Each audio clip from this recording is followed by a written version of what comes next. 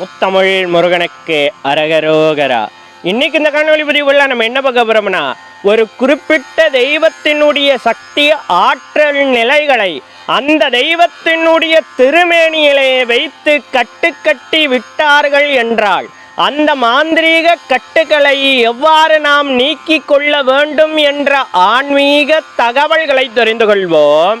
அன்பார்ந்த அடியார்களே, கட்டுண்ட தெய்வமானது ஆண் தெய்வமாக இருந்தால் அமாவாசை திதியிலும், கட்டுண்ட தெய்வம் பெண் தெய்வமாக இருந்தால் பௌர்ணமி திதியிலும், எங்கு கட்டுண்டு இருக்கின்றதோ அந்த இடத்தில் உத்திஷ்ட கணபதிக்கு வேள்வி செய்ய வேண்டும் என்று சொல்லப்பட்டு வருகின்றது.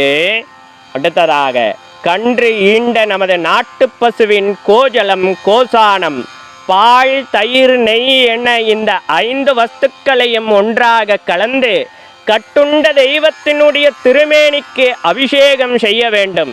அதற்கு பிறகாக கடல் நீரை கொண்டு அபிஷேகம் செய்ய வேண்டும். அதற்கு பிறகு வேள்வியில் வைக்கப்பட்ட களைய நீரை கொண்டு அபிஷேகம் செய்ய வேண்டும்.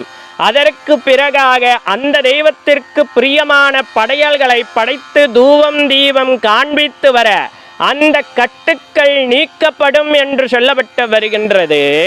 அடியார்களின் கவனத்திற்கு, இந்த வழிமுறையை கையாளக்கூடியவர்கள் அந்த நாளில் விரதம் மேற்கொள்ள வேண்டும் என்பதையும் அடியார்கள் சிந்தையில் வைத்து கொள்ள வேண்டும்.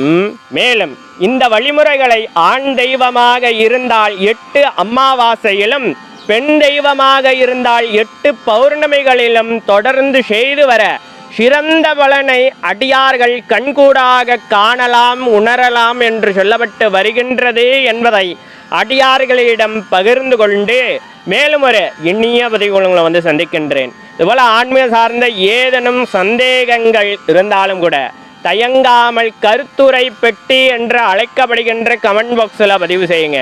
அடியானுக்கு தெரிந்தால் கண்டிப்பாக உங்ககிட்ட காணொலி மூலமாக பயந்துக்கிறேன். நமது தமிழ் வேதம் 922 சேனல் இன்னும் சப்ஸ்கிரைப் பண்ணாத அடியார்கள் மறவாமல் சப்ஸ்கிரைப் பண்ணி பக்கத்தில் இருக்கிற பெல் பட்டன் அமைத்திட்டு ஆல் ஆப்ஷன் தட்டினீங்கன்னா நாங்கள் பதிவு செய்கிற ஒவ்வொரு காணொலி பதிவும் உங்களை வந்து அடையும். மேலும் நமது தமிழ் வேதம் 922 சேனலில் நிறைய ஆன்மீக சார்ந்த காணொலி பதிவுகள் தொடர்ந்து பதிவேற்றம் செய்து கொண்டே இருக்கிறோம்.